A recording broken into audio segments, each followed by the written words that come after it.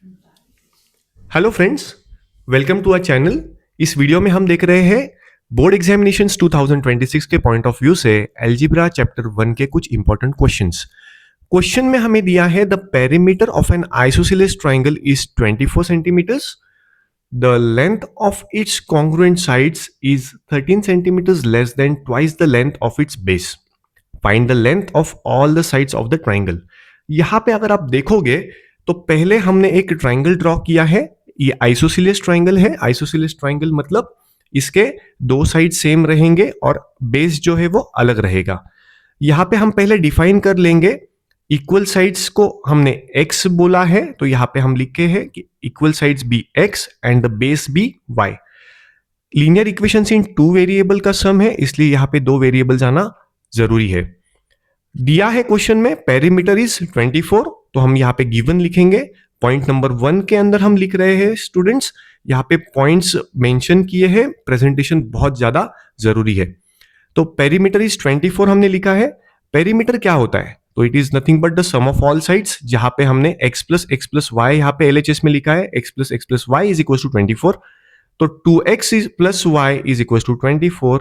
यहाँ पे हम रुकेंगे और यहाँ पे थोड़ा स्पेस छोड़ के नेक्स्ट वाले पॉइंट पे जाएंगे। ये जो इक्वेशन नंबर 1 है ये मैंने बाद में लिखा है। पॉइंट नंबर 2 में हम देखेंगे। पॉइंट नंबर 2 में जो दिया है क्वेश्चन में स्टेटमेंट वो पढ़ेंगे। The length of its congruent sides is 13 centimetres less than twice the length of its base. मतलब क्या समझ में आ रहा है हमें? जो भी कॉन्ग्रुएंट साइड होगा वो कम होगा बेस के डबल से, और वो 13 सेंटीमीटर से कम है। मुझे जब भी ऐसे बड़े स्टेटमेंट्स में रीड करता हूं तो मुझे एक इसमें नहीं समझ में आता है। सेम इशू आता है बहुत से स्टूडेंट्स के साथ में। तो यहाँ पे हम क्या करेंगे ना, पहले इसको इस फॉर्मेट में लिखने का ट्राई करेंगे। ये बहुत ज्यादा इजी पड़ता है, यहाँ पे सिली मिस्टेक्स होने के चांसेस भी बहुत कम है। तो हमने कैसा लिखा है इसे? The length of its congruent sides. तो कॉन्ग्रुएंट साइड जो हमने x डिनोट किया है is less than twice its base by 13। तो 13 हमने अभी के लिए इस साइन के ऊपर यहाँ पे रखा है। अगर हमें इसे इक्वेट करना है तो हम जो छोटा वाला क्वांटिटी है उसमें इस 13 को ऐड करने के बाद में इक्वल मिलेगा। तो यहाँ पे हम x प्लस 13 लेके इक्वेट कर सकते हैं ट्वाइस ऑफ y को। तो हमें मिलता है x plus 13 is equal to twice y। 2y को ट्रांसपोज करने के बाद हमें इक्वेशन कुछ मिलता है x minus 2y is equal to, ये 13 यहाँ पे जाएगा तो माइनस 13 बन जाएगा। आपको यहाँ पे साइंस का बहुत ज्यादा ध्यान रखना है। एक छोटा मिस्टेक आपका पूरा मार्क्स 0 कर सकता है। ये इक्वेशन मिलने के बाद हमने पहले ही इसे इक्वेशन नंबर 2 का नाम दिया है। उसके बाद हम लोग इस वाले इक्वेशन को यहाँ पे सिंप्लीफाई कर रहे हैं।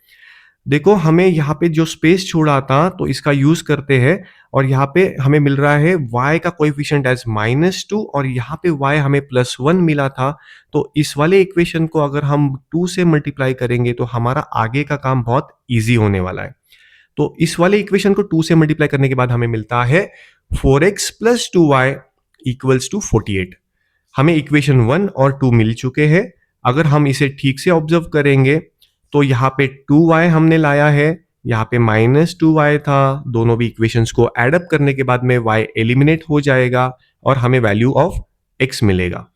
तो आप देखोगे पॉइंट नंबर 3 में हमने किया है adding equation 1 and 2, we get 4x plus 2y is equal to 48 plus x minus 2y is equal to -13, जिसके अंदर में y डायरेक्टली एलिमिनेट होगा। जब भी आप दो इक्वेशंस को ऐड या सब्ट्रैक्ट करते हो तो आपको ध्यान में रखना है कि लाइक टर्म्स जो है वो एक दूसरे के बराबर नीचे आए, क्योंकि लाइक टर्म्स ही है जो हम डायरेक्टली प्लस या माइनस कर सकते हैं सिंप्लीफाई करने के लिए। तो यहाँ पे y का वैल्यू पूरा एलिमिनेट होके 0 मिलता है। 4x प्लस x है, यहाँ पे x अकेला है मतलब इसके पीछे कोएफिशिएंट 1 है। यहाँ पे 1 एग्जिस्ट करता है पर दिखता नहीं है, तो हमें उसे भी कंसीडर करना है। तो 4 प्लस 1 यहाँ पे 5x हम लेंगे और 48 में से हम 13 माइनस करेंगे तो यहाँ पे 35 मिलता है। तो 5x इज इक्वल टू 35 तक हम पहुंचे हैं। नेक्स्ट है हमारा x will be 35 divided by 5, जो कि हमें 7 मिलता है। यहाँ पे हमें मिलता है वैल्यू ऑफ x। अब हमें फाइंड करना है वैल्यू ऑफ y, जो कि हम इस x की वैल्यू को किसी भी इक्वेशन के अंदर में सब्स्टिट्यूट करके इजीली निकाल सकते हैं। तो नेक्स्ट हमने सिंप्लीफाई किया है इसको और लिखा है पॉइंट नंबर 4 के अंदर में, पॉइंट नंबर 4 में हमने लिखा है put the value of x is equal to 7 in the equation 2x plus y is equal to 24, जो कि यहां पे है। इसको मैंने कुछ नेम नहीं दिया था, इसलिए मैंने यहाँ पे पर्पसली पूरा इक्वेशन लिखा है। तो 2x plus y is equal to 24 के अंदर में हम x का वैल्यू 7 सब्स्टिट्यूट करेंगे तो हमें y का वैल्यू मिलने में ईजी रहेगा। तो यहाँ पे x का वैल्यू 7 रख रहे हैं हम, तो 2 इंटू 7 14 हमें मिल गया। 14 plus y is equal to 24 आया। y का वैल्यू 24 में से हम 14 को माइनस करेंगे तो यहां पे हमें मिलता है y इज इक्वल टू 10। हमने यहाँ पे x और y के वैल्यूज को बॉक्स लगा के हाईलाइट किया है। इसका कुछ रीजन है, जब हम फाइनल आंसर लिखेंगे, क्योंकि ये स्टोरी सम्स है, यहाँ पे वर्ड प्रॉब्लम्स है, तो फाइनल आंसर आपको वापस एक स्टेटमेंट फॉर्म में लिखना है जिसके अंदर में फाइनल सब वैल्यूज हम लिखते जाएंगे, जो कि पहले ही हमने अगर हाईलाइट करके रखे हैं तो फाइनल आंसर लिखने में हमें बहुत आसानी होगा और हमारा टाइम भी सेव होगा। मैथ्स के पेपर के अंदर में बहुत टाइम्स ऐसे ऑब्जर्व किया है कि पूरा पेपर आपको आता है, आपको समझ में भी आया है, आप लिख भी सकते थे, पर आपके पास टाइम उतना नहीं मिला। ये छोटे छोटे पॉइंट्स में आपका टाइम बहुत ज़्यादा सेव होगा और ये आपको हेल्प करेगा 100% पेपर को अटेम्प्ट करने में। तो फाइनल आंसर हम लिखेंगे साइड्स ऑफ द ट्राइंगल, क्योंकि पूछा है हमें find the length of all the sides of the triangles. तो बट ऑब्वियस है कि हमें आंसर भी उसी स्टेटमेंट फॉर्म में चाहिए। Sides of the triangle are, x 2 बार है इसलिए हमने लिखा है 7 सेंटीमीटर एंड वाई या जो कि यहाँ पे 10 आया है। तो यहाँ पे यूनिट्स लिखना बहुत जरूरी है, बहुत से टाइम हम यूनिट्स लिखना भूल जाते हैं, तो यहाँ पे अपना आधा एक मार्क कम होने के चांसेस रहते हैं।